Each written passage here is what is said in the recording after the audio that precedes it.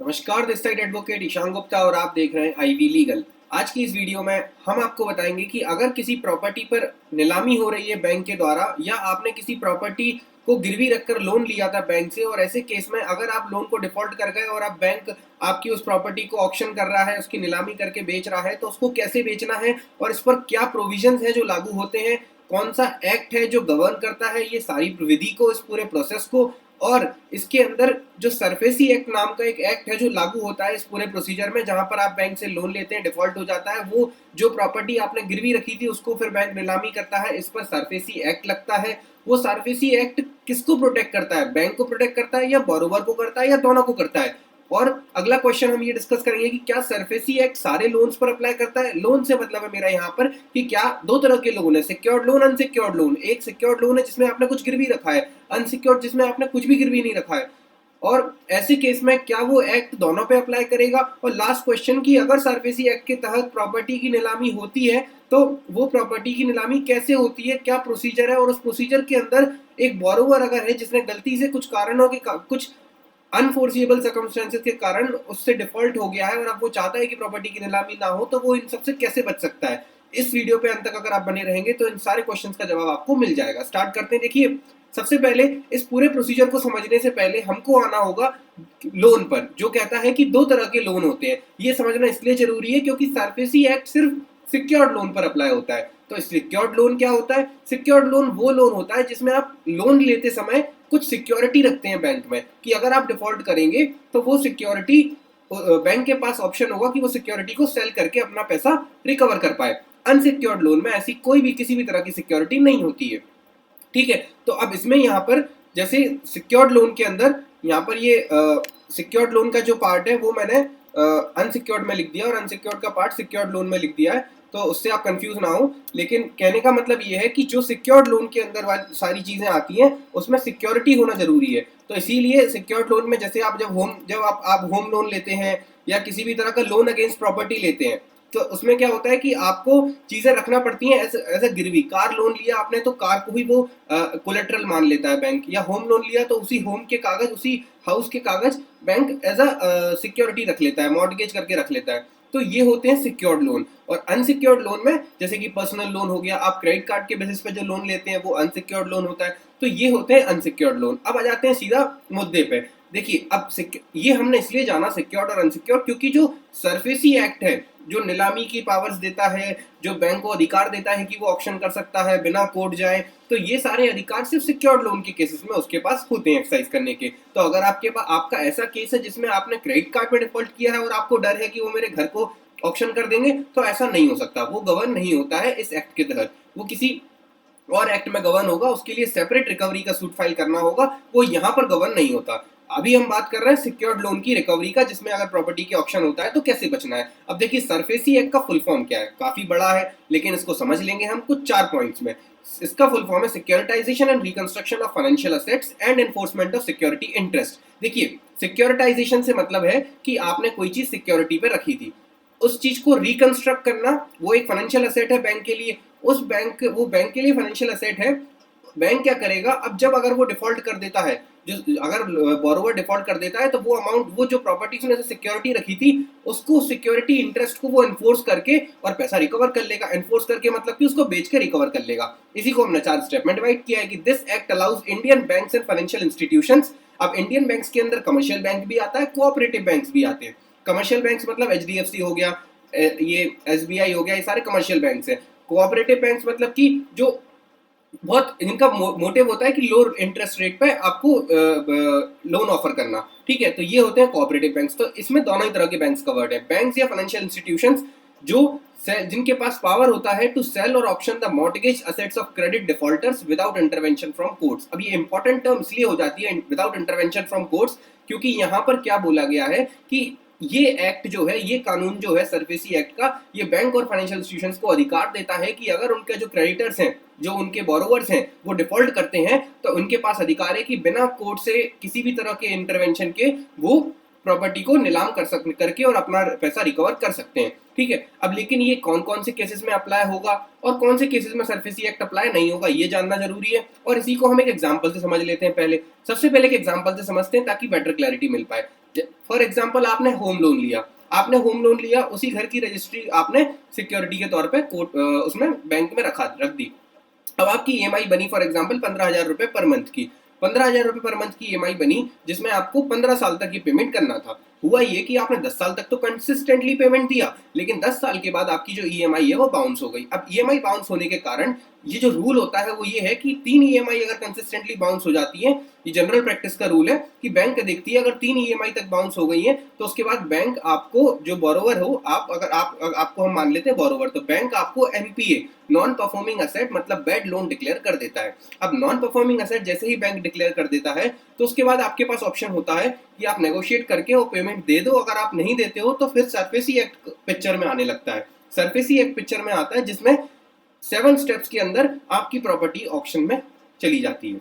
क्या है 7 स्टेप्स? अब जैसे ही बैंक ने आपके आपके लोन अकाउंट को नॉन परफॉर्मिंग असेट डिक्लेयर किया, उसके बाद बैंक क्या करेगा, सबसे पहले आपको डिमांड नोटिस इशू करेगा बोरोवर को under section 13 subsection 2 and subsection 3 of this SARFAESI act. वो आपको डिमांड नोटिस इशू करेगा कि आप 60 दिन के अंदर अंदर अपने ड्यूज क्लियर कर दो, वरना हम आपकी प्रॉपर्टी को ऑक्शन करेंगे।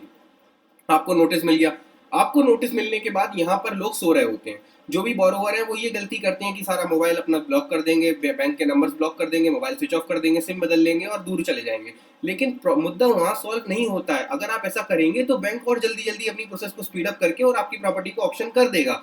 अगर आपको ऑक्शन रोकना है तो आपको सबसे पहले ये करना है कि जैसे ही आपको नोटिस मिलता है उसके बाद जो 60 डेज का टाइम पीरियड होता है, 60 डेज में आपको ऑब्जेक्शन फाइल करना है। अगर आप अपना ऑब्जेक्शन रेज कर देते हैं जिस दिन आपको मतलब 60 डेज के अंदर अंदर आपने ड्यूज क्लियर नहीं किए, कोई बात नहीं, लेकिन जिस दिन आपको नोटिस मिला उस दिन से 15 दिन के अंदर अंदर आप एक ऑब्जेक्शन रेज कर दो या अपना रिप्रेजेंटेशन रेज कर दो कि कैसा ऑब्जेक्शन रेज करोगे। आप नहीं कर पा रहे हो, अपने किसी एडवोकेट से कंसल्ट करके करवाओ। क्या ऑब्जेक्शन होगा कि इसमें so and so interest rate लगा है, जिसकी बात नहीं हुई थी, ये ज्यादा लगा हुआ है, इसको कम करो, मैं पे करने को रेडी हूँ। या आप नेगोशिएट भी कर सकते हो इस रिप्रेजेंटेशन के थ्रू कि देखो अगर इतना अमाउंट चाहते हो तो मैं इतना अभी आज की आज पे कर दूंगा और इसको आप सेटल कर दो। तो इस तरह के रिप्रेजेंटेशन और ऑब्जेक्शंस अगर आप देते हो तो बैंक फिर भी रुक जाता है, थोड़ा सोचता है, थोड़ा प्रोसेस में डिले हो सकता है। लेकिन अगर आप चाहेंगे कि अगर आप सोचेंगे मैं कुछ नहीं करूंगा तो ये स्पीड अप होके और आपकी प्रॉपर्टी नीलाम होने से कोई नहीं रोक पाएगा। उसके बाद क्या होगा, अगर आपने रिप्रेजेंटेशन दे दिया और बैंक को, अब आप 2 केसेस हो सकते हैं, या तो आप सोते रहे 60 दिन तक आपने कोई रिप्रेजेंटेशन नहीं दिया, तो क्या होगा, तो फिर ये होगा कि बैंक आपकी प्रॉपर्टी को एक लास्ट फाइनल नोटिस देगा। किस चीज का? सीधा सिक्योर्ड एसेट का पोजीशन लेने का, कि अब हम सीधा कब्जा ले रहे हैं। ठीक है, वो फाइनल नोटिस देगा। और अगर या तो दूसरा केस हो सकता है कि अगर आपने रिप्रेजेंटेशन दिया with in time limit under section 13 sub section 3 capital A of SARFAESI act, तो उस रिप्रेजेंटेशन को बैंक ने रिजेक्ट कर दिया, कंसिडर ही नहीं किया, तो उस केस में फिर क्या करेगा bank after 60 days of no representation या after rejecting the representation by the borrower can take the possession of secured asset by issuing notice under section 13 subsection 4। section 13 subsection 4 में वो नोटिस इशू करके और possession ले लेगा। अब जैसे ही वो ये आपके पास ये section 13 subsection 4 का नोटिस आएगा, ये आपका लास्ट नोटिस है, समझ के रखो। ये मान लो कि इस नोटिस के बाद अब सीधी प्रॉपर्टी पे ऑक्शन होने वाला है, प्रॉपर्टी का कब्जा जाने वाला है, बस ये लास्ट नोटिस है, इसके बाद कुछ नहीं होगा। तो जैसे ही सेक्शन 13 सबसेक्शन 4 का नोटिस आए, अब आपको कोई ऑब्जेक्शन, कोई रिप्रेजेंटेशन, कुछ भी नहीं खेलना है। अब आपको जाना है सीधा डीआरटी।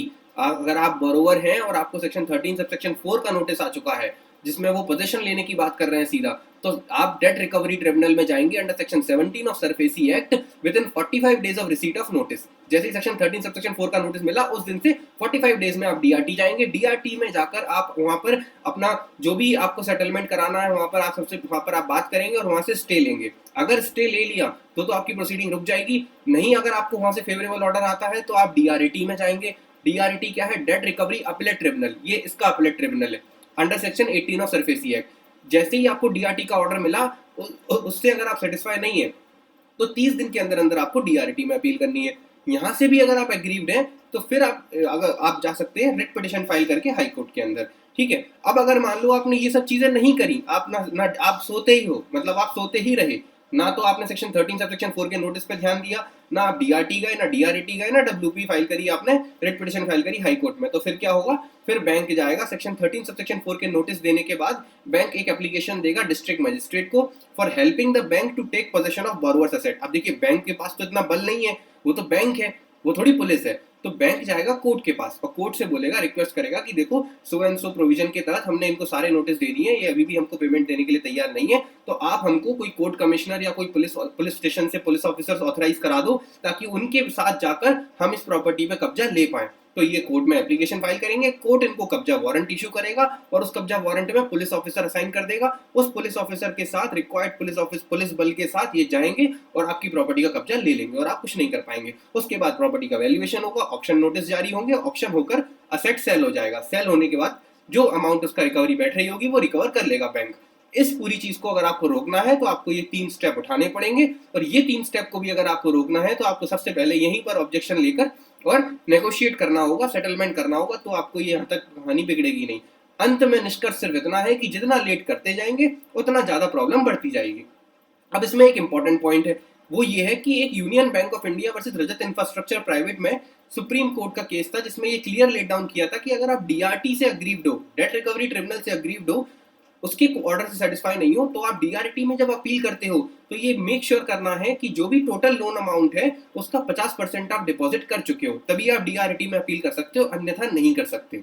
और दूसरा एक और इंपॉर्टेंट पॉइंट जो मैं आपको बताना चाहता हूँ वो ये है कि आप डायरेक्ट हाई कोर्ट नहीं आ सकते, क्योंकि सरफेसी एक्ट एक स्पेशल लॉ है जो इसी चीज के लिए बना हुआ है, रिकवरी ऑफ असेट्स के लिए, रिकवरी ऑफ बैड लोन्स के लिए। तो ये सबसे पहले आपको उसके अंदर दी गई रेमेडी को यूज करना है जो है डेट रिकवरी ट्रिब्यूनल। उससे अगर अग्रीव्ड हो तो डीआरटी, और डीआरटी से फिर अगर अग्रीव्ड हो तो हाई कोर्ट आना है। डायरेक्ट हाई कोर्ट आओगे कोर्ट मना कर देगा, ठीक है। और डीआरटी अगर जाना है आपको तो पहले 50% लोन अमाउंट डिपॉजिट करना होगा, तभी आप अपील कर पाओगे। अब इसके बाद आ जाते हैं कि ये एक्ट एप्लीकेबल कौन से केसेस में और कौन से केस में एप्लीकेबल नहीं है। देखिए सिक्योर्ड लोन पर एप्लीकेबल है, ये मैंने आपको बता दिया था, लेकिन ये जो नॉन परफॉर्मिंग एसेट है उसका लोन अमाउंट 1 लाख से ऊपर होना चाहिए तो ये सरफेसी एक्ट एप्लीकेबल होगा। 1 लाख से कम का है, अगर आपका सिक्योर्ड लोन भी है लेकिन 1 लाख से कम का है तो सरफेसी एक्ट एप्लीकेबल नहीं है। और सरफेस एक और तीसरा क्राइटेरिया है कि ये जो एनपीए का लोन अमाउंट है आपका, जो बैड लोन डिक्लेयर कर दिया गया है, वो 20% ऑफ द प्रिंसिपल और इंटरेस्ट अमाउंट से ऊपर का होना चाहिए, तो सरफेसी एक्ट अप्लाई करेगा। और कौन से केस में अप्लाई नहीं करेगा? अनसिक्योर्ड लोन पर अप्लाई नहीं करेगा। कोई भी मनी या सिक्योरिटी जो इंडियन कॉन्ट्रैक्ट एक्ट या सेल्स ऑफ गुड्स एक्ट के अंदर अगर इशू हुई है तो उस पर भी अप्लाई नहीं करेगा। तो ये 2 केसेस है, जैसे ये है एप्लीकेबिलिटी की, ये मैंने एग्जांपल बताया, आपको स्टेप्स बताई सारी सरफेसी एक्ट की। और लास्ट में ऑब्जेक्टिव क्या है सरफेसी एक्ट का? बेसिकली 3 ऑब्जेक्टिव है।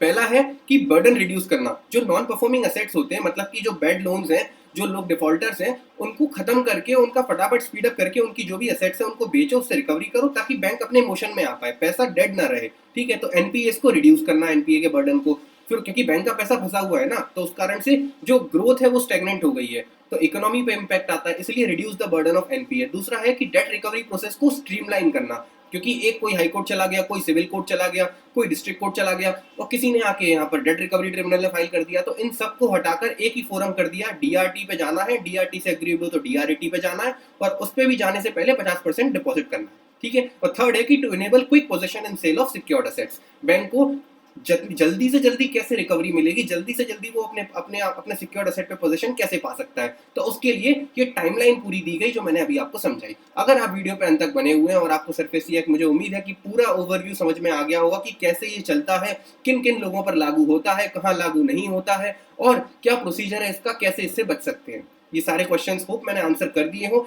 Good bye. अगर आपको अच्छा लगता है तो कमेंट सेक्शन में यस लिखें और हमारी वीडियो को लाइक करें। Thank you.